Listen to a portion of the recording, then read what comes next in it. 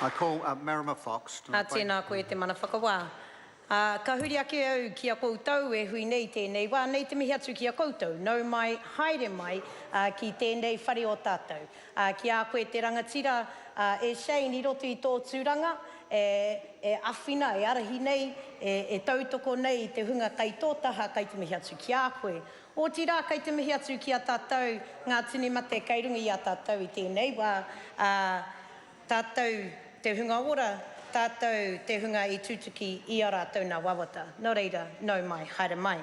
Talofa lava, malo e lele, ni sa bulevenaka, whakalofa lahi atu kia o rāna, namaste, taloha ni, halo o la keta, mauri, nau mai. It is a great honour to be here and to address you today, and we're grateful that we have a reciprocal relationship in the Pacific. Reciprocity means that it is a give and take. It is learning from one another. And while I've heard much said about how New Zealand should be leaders of climate change, given that the Pacific Islands are the most affected by climate change, given that they are the least contributors to climate change, then I actually believe it is the members of the Pacific Island community who should lead the debate on climate change, given that you are the ones who will find yourselves in the near future, if we do not do something about it now, to halt the march of the conditions that contribute to climate change, that you will be the ones who will be looking for other whenua. And I cannot understand or even contemplate what that means to a people to have lost their whenua completely. Yes, we know a little bit about that, something in Aotearoa, where Māori have been dispossessed of their whenua in numerous ways. But we still live here, we still have feet on the land, and no matter who owns it, I still believe it's mine. So I understand a little bit about that. But to be dispossessed of your whenua through rising sea levels, I cannot imagine what that might be like for a people and a country to be left landless, to be left without a sovereign state to call your own, and to be at the whim of other nations who may or may not welcome you with open arms. And so I say to our House, to the Parliament of Aotearoa, that we indeed must allow the Pacific Island nations to lead the conversation on climate change, and we must listen and we need to hear you. Before we seek to be understood, we must first understand. And so, welcome to you all. In France earlier, we all agreed that we would do our level best not to contribute any more to the conditions that exacerbate climate change, that we would do our best to eliminate the use of fossil fuels. And while I say that, here in the waters of Aotearoa, we have just welcomed one of the biggest exploration vehicle boats that the world has to look for more fossil fuel. If we are going to commit to the stages and to the things that we sign up to on a world stage, that's why we're here, we sort them out. If we are going to commit to the world stage, to the things that we sign up to, then surely we must put into place a strategic plan to take us there. If we say we're going to eliminate the use of fossil fuels in 50 years, then surely we should stop digging for them and invest our funds in the development of sustainable energy. And I know there's a big long debate about that, but given that that boat is about to do seismic testing after the earthquakes we've had along the Hikurangi Trench, which links us to the islands of the Pacific, which is the greatest migration route of our fish species, our whale species, and our tuna, our eels, then surely we must commit with action the things we sign up to with words. So welcome. I think it is time that we give greater voice to our neighbours and our whānau in the Pacific nations. We know something about that in the Māori Party. We do. We talk about te rangatiratanga.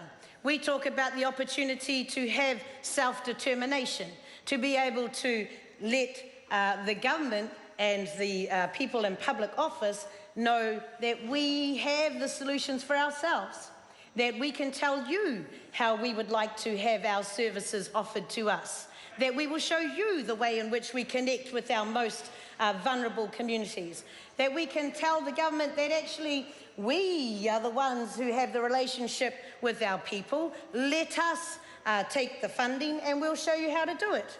We call that whānau ora. And in fact, in New Zealand, the Māori Party not only advocates for Māori as value add to the nation, but also for Pacifica. So we have Pacifica Futures, which is an arm of whānau ora. And let me tell you a little bit about that. The Māori Party ensured that there was a place for our Pacific whānau when our former co-leader Tariana Turia established 3 whānau ora commissioning agencies, Te Poumatakana, Te Pūtahitanga and Pacifica Futures. Pacifica Futures works with and provides for and partners with Pacifica families to achieve their aspirations, what they would like to see for themselves in the areas of health, housing, education, training and economic development. And yes, that is exactly why we are a support partner to the government, because this government had the foresight and the good sense to recognise that that was a good plan. And so, the Pacifica Futures whānau, to date, has engaged with over 30,000 of our Pacifica whānau. 130 families have become smoke-free. 230 families have enrolled their children in ECE for the first time because of that engagement. 620 families are learning their own Pacifica language. 125 have saved for a deposit for their first home in a place where we're told we can't afford a home. And yet this is what Pacifica Futures have done. 218 people are in trade training. 65 of those have now gone on to full-time employment. That is called the Pacifica, the Māori Pacifica Trade Training, another one of the Māori Party policies. 113 families have learnt about financial literacy and as a result have reduced their debt. And 8 families have set up businesses which in turn have created 44 jobs for their family members. That is whānau ora in the hands of Pacifica when we give you the voice and allow you to be the determinants of your own future to fulfil your aspirations. It is time that as a nation, New Zealand listen to our Pacifica cousins, because actually you are our tuakana.